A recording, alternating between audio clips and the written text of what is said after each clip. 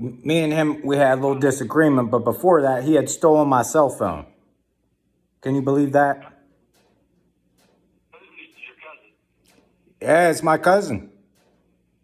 Not only that, dudes around the neighborhood, they's telling me, you know, because my phone, I couldn't find my phone, and they said, your cousin got your phone.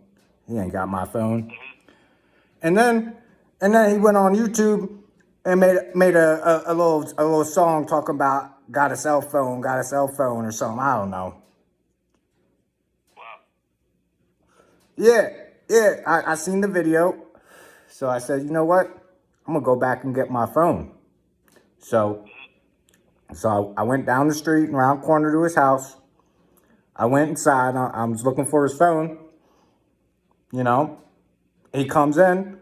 He said, "Hey, what are you doing?" I said, "I'm looking for my phone." And then he threw a beer bottle, hit me right in the head. I had to get 9 stitches. So I want to sue him for that. I want to sue him for that, and I want my phone back, and I want damages for the video.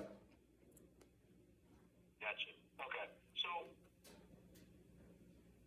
you have a case, but the problem with the case is collectability.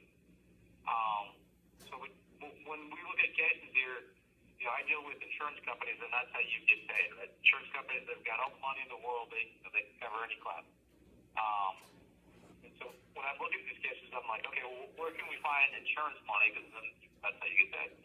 Well, what he did to you, even if he had insurance that would cover him, which would be renter's insurance, or if he owns a home, he'd have homeowner's insurance.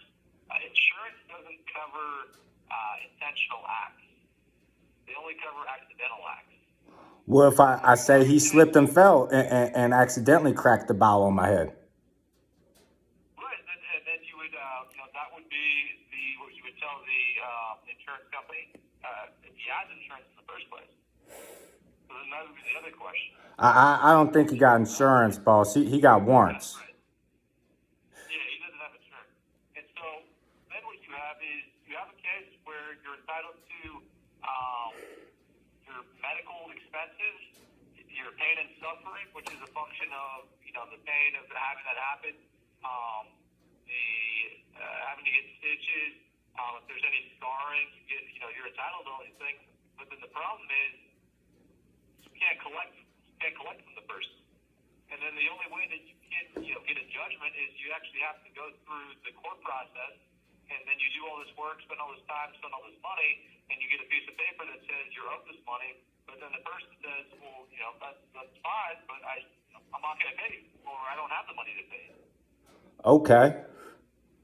Yeah, so there's not really much for these types of cases that you can do. Even I always tell people if it is something you wanted to pursue, it would be small claims, because then you can do it yourself and there's no lawyers involved.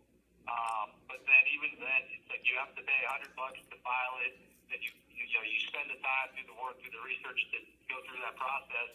And again, you get a piece of paper that is basically worthless if this person's just going to say, I can't pay you, I'm never going to pay you. Well, If you try to, get debt collectors on me, I don't care about debt collectors. My credit's already messed up. I don't care if my credit score gets any lower. You can't, you know what I mean? So there's no real, leverage that you have to scare them, create this risk for them to give you money for what you're owed. well, I got one for you, boss. How about, since nothing can happen, right?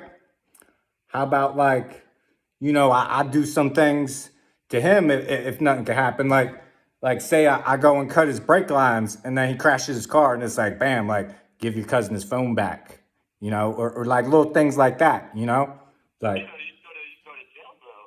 But I thought nothing could happen, like. And how would they know? It would just be like one of them things, like. You're talking criminal. I'm talking, we're saying this was an accident that he did. That's civil. Well, I mean, he done. So for example, for him throwing the bottle at you, that's a criminal case. If it was an accident, that's not criminal. Then that's where insurance can get involved. That's the civil side. But if it was intentional, that's battery and assault. So then that's criminal. Can't be both. No, it can be, but the problem with the the intentional act is that insurance companies don't cover intentional, only accidental.